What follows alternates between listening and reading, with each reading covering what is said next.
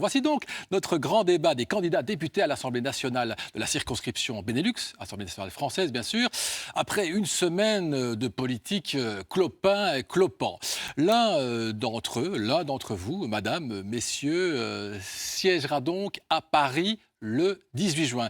Mais chacun d'entre vous habite ici. Bonjour Valérie Brosse, vous êtes candidate députée Les Républicains. Pour la petite histoire, je pense que vous êtes colonel de réserve dans l'armée de l'air française. Vous habitez Bruxelles, bien sûr. Je vous salue Philippe Cordery. Alors j'allais le saluer Philippe Cordery, mais il arrive dans un instant. Philippe Cordery, qui lui est le candidat socialiste pour ces élections. J'en reparle dans un instant.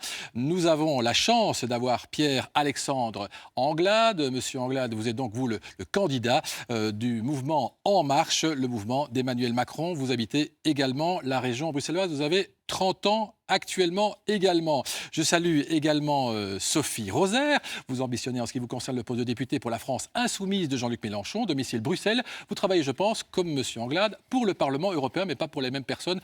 Vous êtes bien évidemment beaucoup plus à gauche que lui. Christophe Giltet, Alain Raviard et Quentin Dickinson seront également entendre leur voix.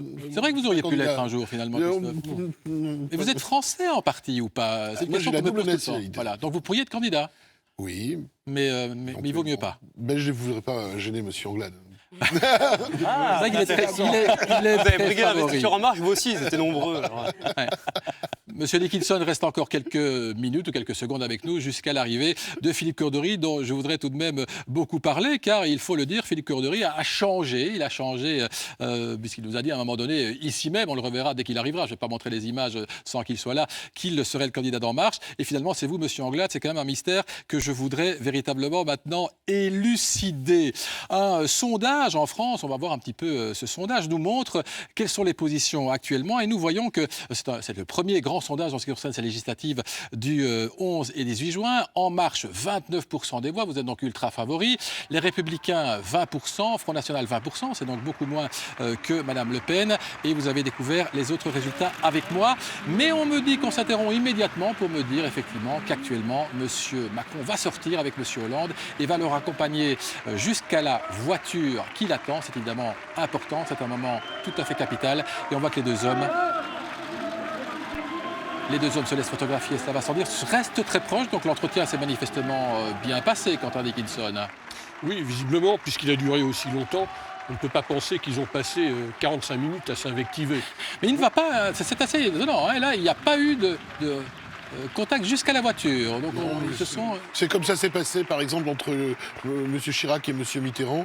Ils sont séparés à la moitié du tapis rouge. C'est classique. Et avec un geste quand même qui n'est pas anodin, c'est les applaudissements d'Emmanuel Macron. Il a applaudi François Hollande. Pas l'impression que ça arrive fréquemment, ça. Comme avait fait Nicolas Sarkozy avec Jacques Chirac. Donc, bon, voilà, ils se connaissent sans être du même parti ou tout à fait du même courant politique. Voilà, c'est assez logique quand même. Hein. C'est quand même François Hollande qui a fait émerger Emmanuel Macron dans cette carrière. On va dire que c'est fair play. Et donc vous remarquez aussi que le président Hollande est applaudi à sa sortie, ce qui est aussi une tradition. Généralement, le personnel de l'Élysée se regroupe près du portail et applaudit le président qui s'en va. C'est aussi... Heureusement d'ailleurs qu'on applaudit le président qui s'en va, quel qu'il soit, qu'il soit de droite ou de gauche. C'est quand même celui qui a dirigé le pays pendant 5 ans, avec toutes les erreurs qui ont pu être commises, mais heureusement qu'il y a cette préséance républicaine. Merci. En tout cas, on reviendra bien évidemment à Emmanuel Macron dès qu'il prononcera son discours dans quelques instants. On le voit ici faire une dernière pause avec Brigitte. Ouais. Donc elle était avec lui. Elle était avec lui, mais elle ne l'a pas raccompagné. Non, parce que comme il n'y avait pas de première dame côté Hollande, il n'y a donc pas d'asymétrie. Et maintenant, là, le fait qu'ils posent tous les deux en haut des marches nous montre qu'on a désormais un couple présidentiel. Regardez, il la tient par la main. Ça, c'est très important. On a désormais un couple présidentiel à l'américaine. Et l'exemple pris tout à l'heure de le comparer à Barack Obama me paraît tout à fait pertinent parce que c'est effectivement son modèle. Mais à l'instant même, Christophe, il n'est pas encore président de la République. Si, il est président. Il l'est tout de même. Il est la proclamation. C'est l'aspect formel, la présentation du grand collier de la Légion d'honneur. Il doit signer effectivement le registre, mais là, c'est presque comme un sacre royal. Je veux dire, ce n'est pas l'onction du Saint-Crème comme les rois de France à la cathédrale de Reims, mais c'est l'onction du suffrage universel. Et maintenant, il n'y a plus qu'un président à l'Élysée, c'est donc... Effectivement, l'autre est parti. On va d'ailleurs revoir le début, revoir cette scène de D'ailleurs, fin. quand il entrera dans la salle, l'huissier dira « Monsieur le Président de la République », ce qui signifie Donc qu'il il l'est est déjà. véritablement... Je pense qu'on va revoir les images de l'adieu, puisque c'est cela, François Hollande qui quitte comme simple citoyen, nouveau comme président sortant, l'Élysée. On ne me le montre pas. Nous reverrons ces images, on les voit bien sûr ici. On les voit magnifiquement, qui sont donc ces images Voilà. de l'adieu, où on voit quand même qu'Emmanuel Macron reste un petit peu distant. Là, il n'est pas question d'embrassade ou quoi que ce soit. Tout de même, on est déjà en campagne électorale et on va en parler Il y a d'ailleurs. quand même ce geste sur l'épaule. Il y a quand même ce geste sur l'épaule. Mais ça en reste... Voilà. Et Emmanuel Macron lui tient le bras. On sent qu'il y a presque de l'affection entre les deux. Oui, et d'un autre côté aussi, en non-verbal, le fait que Emmanuel Macron mette sa main sur François Hollande montre que c'est lui qui a le pouvoir désormais aussi. Alors messieurs, mesdames, messieurs, nous allons entrer dans le vif du sujet. On reviendra, je l'ai dit, au discours de M. Macron dans quelques instants. Entrons dans le vif du sujet avec M. Cordery. Bonjour. Vous êtes donc le candidat socialiste à l'élection législative pour la circonscription du Benelux le 11 et 18 juin. Monsieur Cordery, vous êtes d'ailleurs l'actuel élu, c'est vous le sortant, vous avez été élu sur la bannière du PS. Et c'est vrai que ces derniers temps, vous êtes mis à soutenir Emmanuel Macron il y a 15 jours, ici même. Je vous ai demandé pour quel parti vous seriez candidat aux législatives et vous n'avez pas vraiment répondu, on vous écoute. Vous serez quoi? Vous serez candidat pour, par exemple, vous, Emmanuel Macron, dans son parti, ou vous serez candidat socialiste prêt à soutenir Macron? Comment ça va se passer? C'est assez nébuleux. Bon, ça, on va voir ça dans les jours qui viennent. Vous ne savez pas vous-même. Mais ce qui Vous est ne savez pas vous-même où vous allez vous présenter. mais ce qui est important, pour l'instant, c'est l'élection présidentielle. Mais ce qui est important, c'est ce qu'on appelle le troisième et quatrième tour. Donc là, ça montre toute la confusion. Non, mais on trouve une majorité de progrès et on la trouvera. Monsieur Cordery, donc là vous êtes socialiste, c'est clair, mais qu'est-ce qui s'est passé? Vous n'avez pas reçu l'adoubement du mouvement En Marche ou c'est monsieur Anglade qui vous a doublé? Bon, écoutez, sans doute ne suis-je pas assez présent dans les cénacles parisiens. Moi, je suis souvent sur le terrain. Donc on vous sent marqué, tiens. C'est là, mais je n'ai absolument pas changé. Moi, je soutiens, j'ai soutenu Emmanuel Macron, je soutiens aujourd'hui le président de la République, et je m'inscrirai, comme beaucoup de socialistes candidats, dans la majorité présidentielle, parce que je pense que cette majorité présidentielle doit être assez large, avec des progressistes de gauche aussi, qui ont leur place. Je crois que le programme qu'a présenté aujourd'hui, dans la campagne présidentielle Emmanuel Macron est un programme dans lequel on peut se retrouver. Et je pense qu'il y aura Est-ce que vous aviez fait la démarche de demander l'investiture à En Marche? Oui, bien sûr, oui, tout à fait. Donc vous avez fait la démarche? Oui. Et ils vous ont laissé de côté? Ils ont choisi quelqu'un d'autre, c'est très bien, voilà, comme ça on va Anglade, avoir un débat. Oui. On va avoir un débat, et sûr. puis la campagne, je pense que la meilleure commission d'investiture, ce sont les électeurs. Mais ce qui est très intéressant dans ce que vous dites, et vous dites que des choses intéressantes, M. Cordery, c'est que si vous êtes élu, bon, c'est pas actuellement ce qui se préjage, mais si vous étiez élu, vous avez raison, l'électeur aura raison, on est bien d'accord et on ne préjuge pas, mais si vous étiez élu, vous soutiendriez Emmanuel Macron, c'est-à-dire que le PS va soutenir Emmanuel Macron, on est déjà vers ça? Une partie des socialistes l'ont annoncé, oui. C'est ça. Je crois qu'après, on sera vigilant, bien sûr, dans toutes les lois qui seront présentées. Je regarderai ça aussi à travers mon prisme. C'est un prisme européen, un prisme social. C'est important, c'est effectivement, en tout cas, ça démontre toute l'emprise de déstabilisation qu'a réussi Emmanuel Macron, notamment par rapport au PS, que vous expliquez. J'ai demandé mon investiture à En Marche, j'y suis pas, donc je reste au PS. Écoutez, pour les lecteurs, ça n'a aucune clarté, quoi. Je veux dire, là, Emmanuel Macron a réussi son coup, point. Non, je crois qu'Emmanuel Macron simplement recomposer une partie de la vie politique qui est de toute façon qui était nécessaire. On l'a bien vu ces dernières années avec les frondeurs, qu'il y a une fracture quand même au sein du la probité, l'honnêteté intellectuelle et politique, ça aurait été de dire, à partir du moment où je me propose candidat à En Marche, mais même si je ne suis pas retenu, je reste En Marche. Mais je sais pas. J'avais sollicité la double investiture aussi. Ah bon? Vous vouliez être socialiste pour En Marche? Parce que je pense qu'il y a des socialistes qui se retrouvent dans En Marche. Voilà, le Parti socialiste et En Marche n'ont pas souhaité retenir cette double investiture. Vous avez peu de chance d'être élu, cela dit, parce que les gens qui soutiennent En Marche vont plutôt voter pour le vrai candidat En Marche. Ce qui est le plus important, c'est ce qu'on a fait sur le terrain. Je pense que je n'ai qu'un mandat, donc je suis encore dans la nouveauté. Et je pense que à la fois mon bilan et ce que je vais proposer pour les Français du Benelux, parce que je crois que c'est ça qui est important. Un député, ça représente aussi un territoire, ça représente des gens, et c'est pas uniquement une question de l'Assemblée nationale. C'est pour ça qu'on vous a bien sûr. Mais quand vous entendez ça, Madame Broser, vous vous dites qu'on a déjà une majorité sans vous, Madame Brosse, vous représentez les Républicains. Il y a aussi des membres des Républicains qui vont avoir le même réflexe que M. Cordery, ou pas?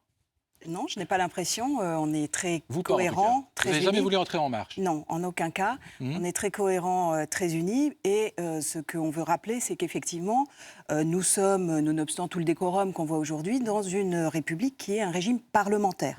Et donc, ce sont les élections législatives qui arrivent le 4 et le 18 juin pour nous, Français du Benelux, qui vont être déterminants pour l'avenir de notre pays et pour le programme qui va être mis en œuvre. Ça ne se passe pas très bien, hein, d'après le sondage qu'on va revoir. 20% pour les Républicains, vous êtes donc largement distancé par la République En Marche, 29%. Le Front National fait aussi 20%. Donc, C'est pas un sondage, ça. C'est une c'est petite une- consultation ça, pas du Internet. Alors, non, je ne parle pas de mais il y la a deux Belgique, hein, choses. je parle Ah oui, d'un sondage d'accord. Il y a français, deux des choses choses. pas très claires. Je parle aussi au niveau de la France. Oui. Ça veut dire que l'ambition de votre parti de redevenir la majorité, qui ne serait pas présidentielle, va quand même être difficile à réaliser. Alors, il y a deux choses. D'abord, on est dans un scrutin uninominal à 2 tours. Donc, ce n'est pas la proportionnelle. Et donc, même si ce sondage donne une intention à l'instant T, je ne sais pas d'ailleurs comment il a été fait, effectivement, ça ne peut pas être, je dirais, le résultat du Parlement, puisqu'on est dans ce système de scrutin uninominal à 2 tours. Et voilà. Bon, enfin, donc, c'est des Ok, choses. merci beaucoup, Mme Broser. Quand vous entendez ça, vous aussi, vous vous inscrivez pour la France insoumise, hein, de Jean-Luc Mélenchon, vous vous inscrivez aussi dans une majorité présidentielle autour de M. Macron qui regrouperait tous les partis ou pas du tout? Non, pas du tout. Donc du coup, pour nous, la chose est beaucoup plus claire que pour M. Cordery. Nous sommes la candidature de gauche sur le Benelux dans cette élection. Nous incarnons la volonté, avec l'avenir en commun, de plus de partage des richesses, mais aussi de la question écologique qui est le grand absent du programme de M. Macron. Et pourtant, c'est un défi planétaire et c'est une urgence et une responsabilité pour la France. Et on ne peut pas tergiverser sur la question. Nous voulons engager la sortie du nucléaire parce qu'elle est aussi créatrice d'emplois en matière de recherche, en matière du 100% d'énergie renouvelable. Donc effectivement, quand j'entends M. Cordery, je comprends bien qu'il veuille insister sur sa bataille de terrain, etc. Mais je donnerai simplement un exemple. Moi, je me suis rendue cette semaine au consulat pour obtenir tout simplement une attestation d'inscription sur les listes électorales. Il m'a fallu 3 heures. Donc depuis 2007, si vous voulez, dans les services consulaires, on fait coupe après coupe après coupe. Donc Et le ça, terrain, c'est c'est bien, mais ça, c'est lié au national, M. Cordery. Ouais. Vous avez voté toutes les lois pour les coupes et l'austérité aussi à un moment. Surtout Donc au le consulat de terrain et Bruxelles, le il national y a eu sont liés, beaucoup c'est un d'efforts qui scrutin ont été faits. national.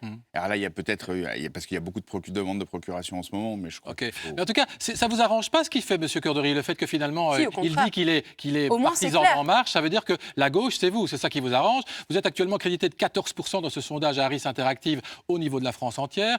C'est quand même pas un immense succès, hein. Attendez, déjà localement, en Belgique par exemple, les Français ont beaucoup voté pour la France Insoumise et Jean-Luc Mélenchon, plus que le national, même 1 point de plus. Donc rien n'est fait et tout est en progression. Et je crois qu'aujourd'hui, il y a 2 projets de société sur la table, celui de M. Macron, représenté ici, et le nôtre avec la France Insoumise. C'est très clair. On va revoir quelques images du direct. Hein. Christophe a un commentaire à faire. Quelques images du direct. Nous sommes bien sûr en direct à l'Élysée avec M. Macron investi. Maintenant, il est président de la République. Vous voyez ces images. Hein. Ce sont des images historiques. Il a l'air d'ailleurs effectivement vraiment investi dans tous les sens du terme. Il va prononcer son discours que j'espère nous aurons le temps de vous laisser entendre. Et donc, Christophe, vous vouliez ajouter un mot. Donc je voulais effectivement insister sur le fait que le système électoral français n'a rien à voir avec le système belge et que en fait l'élection législative c'est 577 petites présidentielles dans des circonscriptions. Donc le territoire joue beaucoup, les sortants jouent aussi beaucoup, hein, l'implantation locale. Et puis donc vous pouvez avoir des zones où vous allez avoir des taux de participation très différents, etc. Et enfin, il y a une différence fondamentale par rapport à la présidentielle, c'est qu'au second tour, vous pouvez avoir des triangulaires.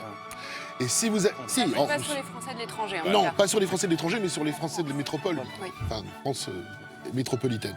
Et dans ces cas-là, vous pourriez très bien avoir un parti qui aurait la majorité avec seulement 35% par-ci, 40% par-là.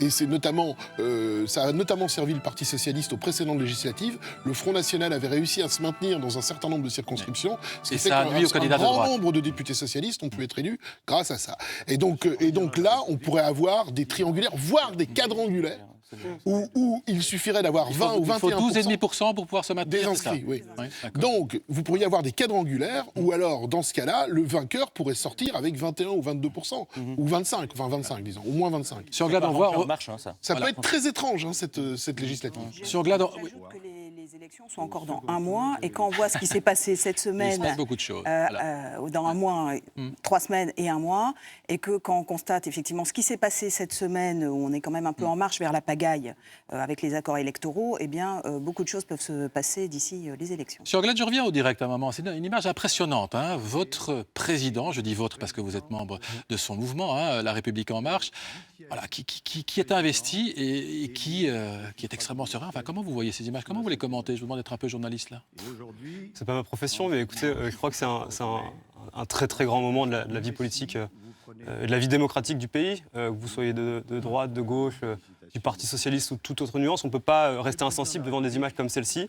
Je crois que l'aventure politique qui a mené à ce moment-là est une aventure unique, qu'elle n'a jamais eu lieu dans l'histoire de la Ve République. Un mouvement qui n'est parti de rien, qui s'est construit de la base. Même pas un an, oui. Il n'y a même pas un an, et qui, un an plus tard, aboutit à l'élection et à l'investiture d'Emmanuel Macron. Je crois que c'est un très grand moment, il faut en être fier. On entend son discours dans quelques instants. Il est en train d'écouter le discours de Laurent Fabius, qui est en train de lui annoncer qu'il est président de la République. Et c'est pour ça que vous avez vu, il y a quelques secondes, il y a de l'émotion dans son visage. Il y a de l'émotion, il y a du sourire. Voilà quelqu'un à qui on est en train de dire, pendant 5 ans, tu vas être l'un des hommes les plus puissants du monde. La 5e puissance. Tu vas avoir la responsabilité de 66 millions de citoyens. Parce que vous disiez à M. Anglade que Emmanuel Macron était son président, mais non, c'est le président de tous les Français. Bien sûr, Ah oui. bien sûr. C'est pour ça que j'ai dit que tous ceux qui étaient autour de cette table ne pouvaient pas rester insensibles à un moment aussi historique. Je pense que personne ne reste insensible. Hein. Alors, la majorité que vous ambitionnez, vous avez entendu M. Cordery qui vous fait une offre très claire s'il est élu, même si évidemment vous préférez que ce soit lui. D'autres candidats socialistes sont dans son cas. Les Républicains, ça a l'air d'être non dans toutes les langues. On a vu Mme Broser pour la France Insoumise, non aussi. Ça va être quoi votre majorité, si tant est que vous en avez une, bien sûr? Écoutez, les candidats qui représenteront la majorité, ce sont les candidats qui sont investis par La République En Marche. Là, de ce point de vue-là, les choses sont extrêmement claires. Et donc, il y aura ponctuellement, sur certaines circonscriptions, notamment, je pense aux candidats LR, certains d'entre eux pourraient se retrouver dans cette majorité. On le voit dans certaines circonscriptions, Bruno Le Maire, Gilles Boyer, Benoît Apparu et d'autres. Parce que vous n'avez pas mis de candidats à vous contre. Face à eux. C'est ça, de la même façon, il y a des candidats socialistes sortants, je pense à Manuel Valls, qui n'ont pas de candidats face à eux. Donc cette majorité, ce sera une majorité de rassemblement. Mais moi, ce que je voudrais souligner, c'est qu'aujourd'hui, il y a 2 offres politiques qui sont extrêmement claires sur la table. Il y a la nôtre, celle qu'on porte, qui est celle qui est incarnée par Emmanuel Macron, qui n'a pas changé depuis le début. Les candidats aux élections législatives portent le même projet. Et il y a la France Insoumise qui également porte le même projet. Les autres partis politiques, regardez leur programme, que ce soit les LR ou le Parti Socialiste, ça n'a plus rien à voir avec ce que portaient François Fillon et Benoît Hamon. Le revenu universel, ça a disparu du Parti Socialiste. La taxe sur les robots, ça a aussi disparu. OLR, les 500 000 fonctionnaires qui devaient être supprimés ont également disparu. Et donc, si vous voulez avoir une cohérence, si vous voulez que la France puisse fonctionner pendant 5 ans, il faut donner la majorité au président de la République. Merci, belle campagne. Madame Brosse, votre réaction? C'est vrai que le parti ne veut plus, vous voulez moins virer de fonctionnaires. Hein. Là, il y a eu un retour en arrière. Votre réaction? Alors d'abord, la première chose, c'est que nous souhaitons nous aussi construire une majorité. Ouais. Une majorité avec claire et cohérente vous entendez de droite, de droite et du centre.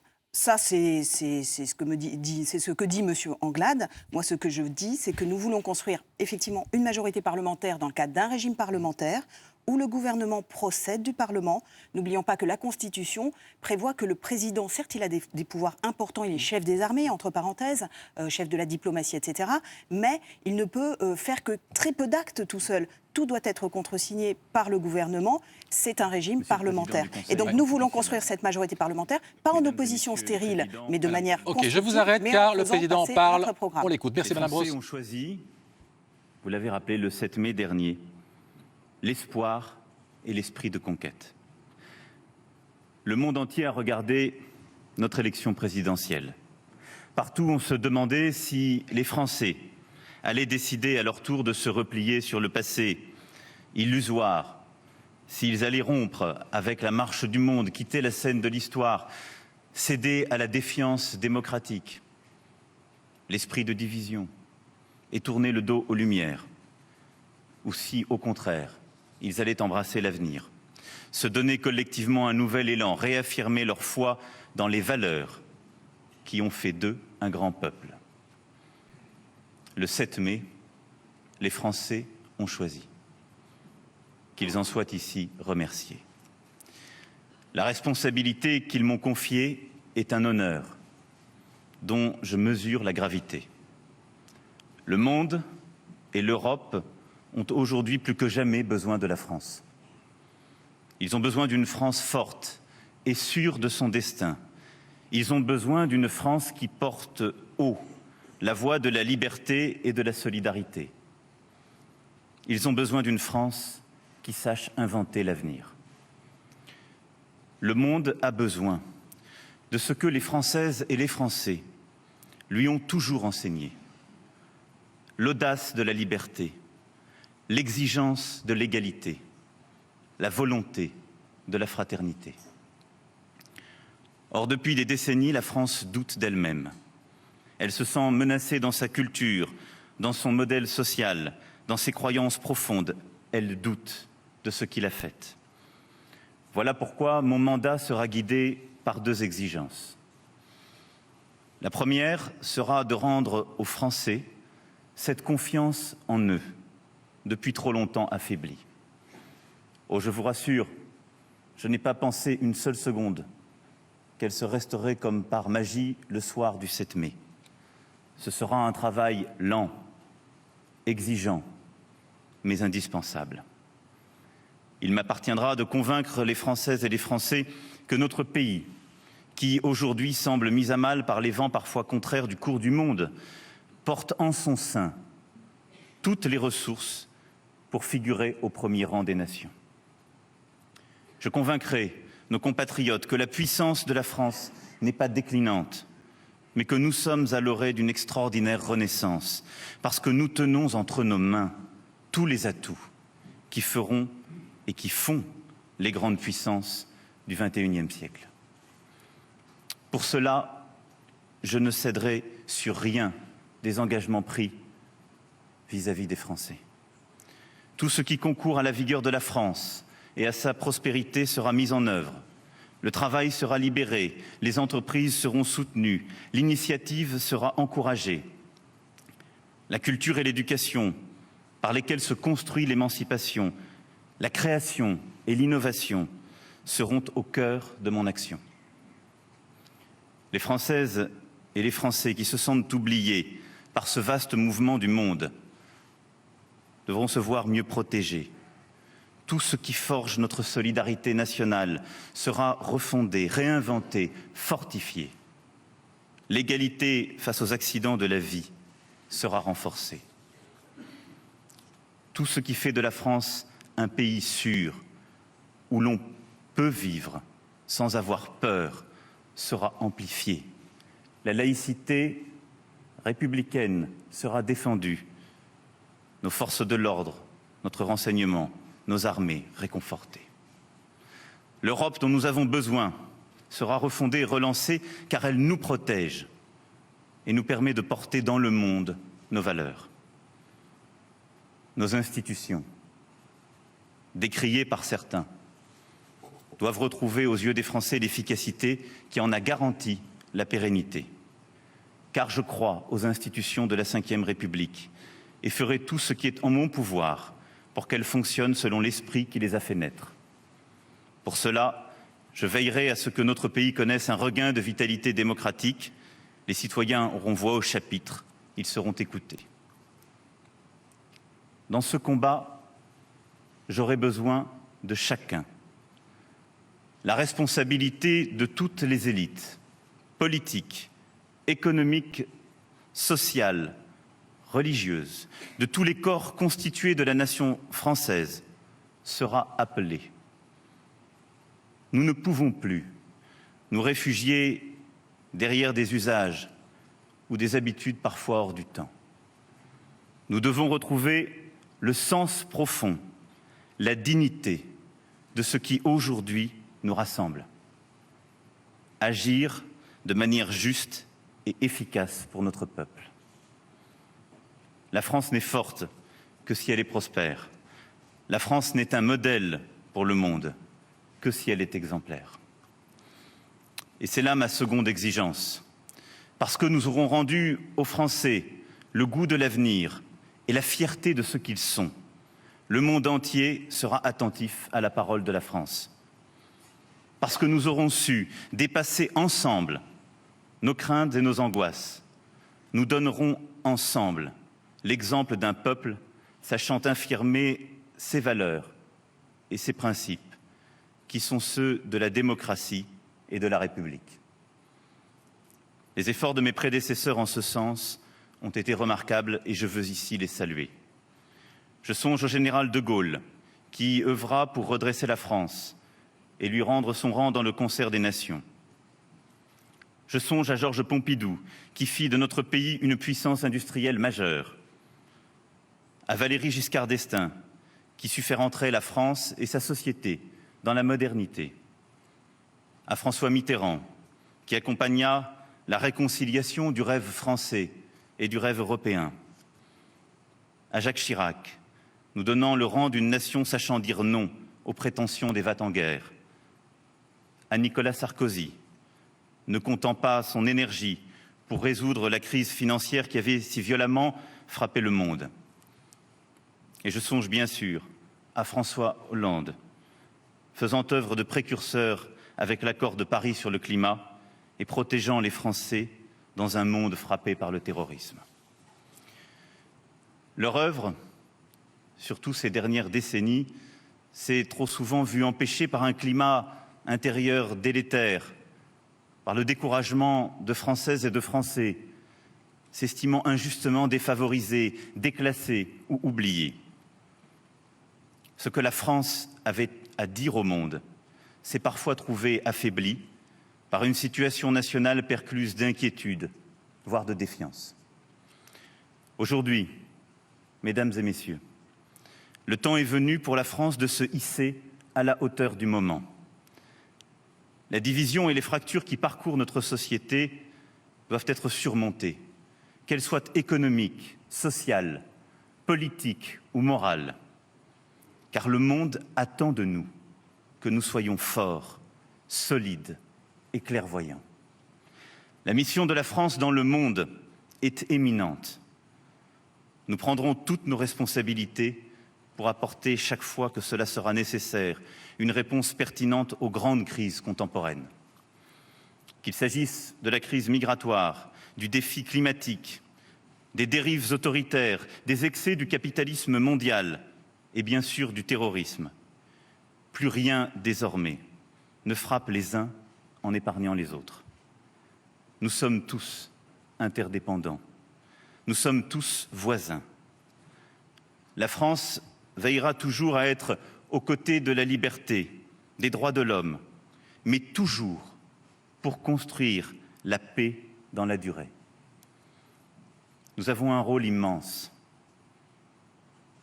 Corriger les excès du cours du monde et veiller à la défense de la liberté. C'est là notre vocation. Pour ce faire, nous aurons besoin d'une Europe plus efficace, plus démocratique, plus politique, car elle est l'instrument de notre puissance et de notre souveraineté. J'y œuvrerai. La géographie s'est singulièrement rétrécie, mais le temps s'est accéléré. Nous vivons une période qui décidera du destin de la France pour les décennies qui viennent. Nous ne nous battrons pas seulement pour cette génération, mais pour les générations à venir. C'est à nous, tous, qu'il appartient ici et maintenant de décider du monde dans lequel ces générations vivront. Telle est peut-être notre plus grande responsabilité. Nous avons à construire le monde que notre jeunesse mérite. Je sais que les Françaises et les Français, en cette heure, attendent beaucoup de moi. Ils ont raison, car le mandat qu'ils me confient leur donne sur moi le droit d'une exigence absolue. J'en suis pleinement conscient. Rien ne sera concédé à la facilité, ni au compromis. Rien n'affaiblira ma détermination. Rien ne me fera renoncer à défendre en tout temps et en tout lieu les intérêts supérieurs de la France. J'aurai, dans le même temps, la volonté constante de réconcilier et rassembler l'ensemble des Français. Voilà, alors c'est un discours évidemment qu'on pouvait attendre, un discours très solennel où M. Macron nous dit « n'ayez pas peur, on va renaître », il laisse entendre « Christophe, on est les meilleurs, hein. J'ai besoin de vous », un discours très rassembleur, c'est le président qui s'installe. Oui, il est tout à fait dans le droit fil de sa campagne. Alors, on retrouve les thèmes principaux, notamment l'ancrage dans l'Europe, hein, la continuité avec ses prédécesseurs, cette énumération des différents présidents en trouvant à chacun une qualité. Là, il veut bien montrer que il y a la continuité, j'allais dire, républicaine entre les différents présidents. Il a besoin de tous les partis pour faire une dit quelque majorité chose d'important sur la manière dont il sera président. Il a dit qu'il veut restaurer la Ve République dans, j'allais dire, son essence première. Et donc, on peut penser qu'il sera un président, j'allais dire, à l'ancienne. Et il est complètement en porte-à-faux, notamment avec le mouvement de Jean-Luc Mélenchon qui réclamait une sixième République, donc un changement complet dans les institutions. Et donc voilà, on est dans c'est ce qu'on disait déjà à l'époque de Valéry Giscard d'Estaing, c'est le changement dans la continuité. Le discours d'ailleurs est terminé. Hein. Madame Roser, pas vraiment aussi Oui, tout à fait. C'est bien de noter cette différence parce que finalement, on se demande même à quoi servent ces élections législatives pour M. Macron. Finalement, si c'est des élus godillots, puisque lui veut gouverner par ordonnance, non mais on se pose véritablement la question. Nous, passe devant le Parlement. Oui, d'accord, mais bon, il n'y a pas véritablement de débat parlementaire et de vote on ne va pas refaire tout le débat, vous reviendrez. Vous voyez bien, le rôle, nous, ce qu'on veut, c'est que le rôle des citoyens, le rôle des élus soit remis sur le devant de la scène. On l'a vu avec les crises qui sont passées. Et c'est pas ça que vous entendez ici. Et c'est pas ça qu'on entend. Voilà. On entend une tchouk-tchouka avec des mélanges des mots. Oui, avec vous avez corrigé les erreurs du capitalisme. On voit bien qu'il essaye de faire du name dropping comme ça, mais franchement, honnêtement, je pense que personne n'est dupe. Allez, Madame Brosse et Monsieur Cordery, je vous le demande, 10 secondes chacun, enthousiaste ? Non, pas enthousiaste. Je note quand même un point intéressant dans son discours, c'est l'ambition européenne. Bon, encore faut-il l'appuyer sur des actes concrets. Il va voir Madame Merkel lundi, elle va lui dire on va relancer l'Europe, oui, mais quand la France va-t-elle enfin remplir ses engagements au titre des traités européens, par exemple dans la gestion de ses comptes publics. Deuxième point que je note... Vous dites que le déficit est trop important en France. Je vous interromps. Voilà. Les forces armées n'ont pas besoin d'être réconfortées, elles ont besoin d'être soutenues et leur mission... conforter le président et le chef des armées, ce n'est pas une nounou pour les armées. Vous êtes colonel de réserve dans l'armée de l'air, vous savez de quoi vous parlez. Même conclusion rapide. Oui, cadre très important, Europe, France dans le monde, premier sujet aussi, je crois que très important. Et puis beaucoup sur les valeurs. Maintenant, on va voir dans les semaines qui viennent. Vous avez vraiment envie de faire partie de la majorité présidentielle. Une majorité bienveillante. Très bien. Merci à tous. En tout cas, vous revenez bien évidemment avant les élections. On a encore un bon mois pour cela. Merci à tous. Donc, bon retour vers la circonscription française du Benelux. Et ça ira vite, c'est vrai, puisque, je le rappelle, vous habitez tous dans la région bruxelloise. Nous sommes toujours en direct. Vous regardez, c'est pas tous les jours dimanche. C'est pas tous les jours dimanche historique. Voici la suite du programme. 5 députés wallons et un député fédéral viennent d'être cités en justice pour propos calomnieux.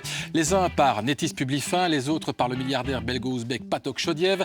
Débat aussi tendu qu'attendu entre parlementaires dans le collimateur et des intervenants qui trouvent qu'effectivement, ces parlementaires ont dérapé. Et puis, une école bruxelloise supprime tous les bricolages pour la fête des mères. Raison invoquée, il faut respecter la culture et la situation des enfants. C'est le tollé, car d'aucuns, même des ministres, y voient une concession à l'islam. Enfin, la nouvelle bombe atomique est sans doute informatique. Des pirates ont pris possession d'innombrables ordinateurs ce week-end dans le monde entier. Le début d'une nouvelle ère, peut-être une nouvelle sorte de guerre. Mais tout d'abord, la grève menace. La grève menace sur la route, sur le rail et dans les airs. Bref, à peu près partout dans notre pays. Et il s'agit d'une grève pour pouvoir faire grève.